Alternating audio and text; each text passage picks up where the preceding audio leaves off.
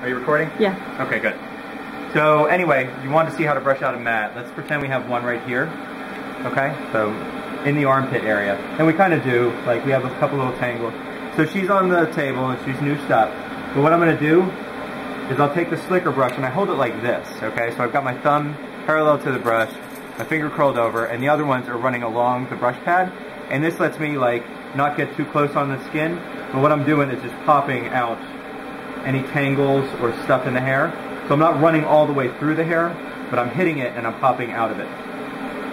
And see, I'm using one arm to like hold her leg out so I can get access to it. And so I'll brush the chest from there, and I'll brush this leg too down if I want to. But if you have a mat, like let's say we don't have a mat behind our ear, but let's say we did, I would hold it with my hand and I would brush out and down, out and down. So I would, like, I use my left hand to kind of hold and separate the mat and work it, and then I use the right hand like to pilot the brush and get the tangles out like this. Okay, so out and down. And I'm doing the same pop out thing, so I'm not brushing all the way through the mat. So you just kind of grab the top hairs that are tangled and you pop them away. When do you know you're done? When you can get all the way through the hair. And when you're using a slicker, don't run it along the skin or like, you know, don't hit all the way to the skin. So that's why I try to keep my fingers between the hair and the skin.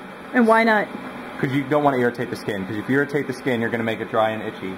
And what will the dog then do? Scratch. Exactly. And that'll make more mats.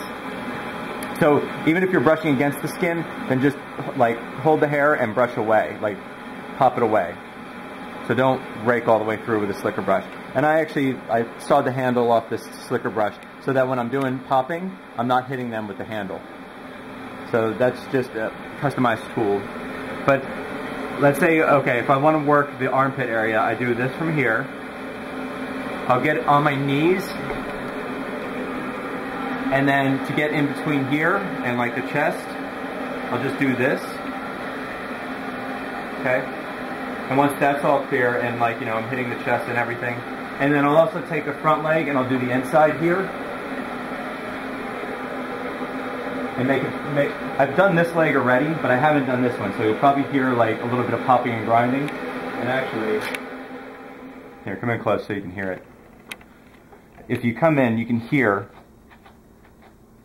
that's me just like raking the mat. So I can hear more than anything or feel that I've still got tangles in there. So I don't even have to like look and find it. I just know where they are just by listening and where it's pulling from. So, and are you touching her skin with that? No, I'm not. So like what I'm doing is like I'm just touching the mat and then I'm pulling away from the skin. So I'm slowly pulling it apart. And you don't have to do out and down all the time. If you can't get to it, then just slowly work it with the... And it helps sometimes because like a mat's formed the way the hair falls. So if you brush in any other direction than the way the hair normally falls, you'll actually pull the mat apart faster. So if the hair falls this way and you mat break that way, it'll pull apart faster. Eddie the master groomer. Yeah, not really. See, there's a good mat right there. See, now for this one, I'll get on my hands and knees and I'll hold it with my left hand. And this is actually like a stick or a twig or something. And this actually saves a lot of coat. Can you get in there, hon? Yeah.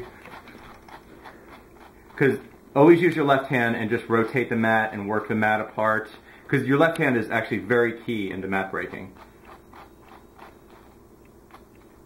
See, and it's falling apart and it's disappearing slowly. Out and down, out and down.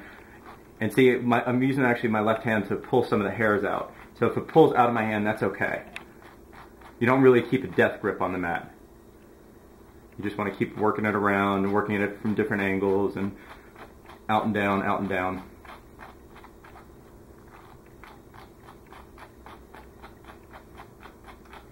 That's a pretty good mat. That is a pretty good one. She's got a lot of stuff in there.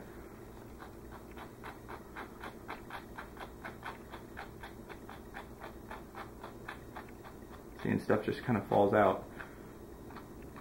And then when I think I've got everything, I'll just run my brush through and see if I hear anything else. And you can tell I hear little bits of things.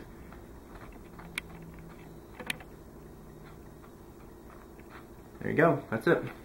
Yay! See, and not One too mat much free in the brush. puppy. Yay! Yay. Hope Okay. this helps Holly. Aww. All right.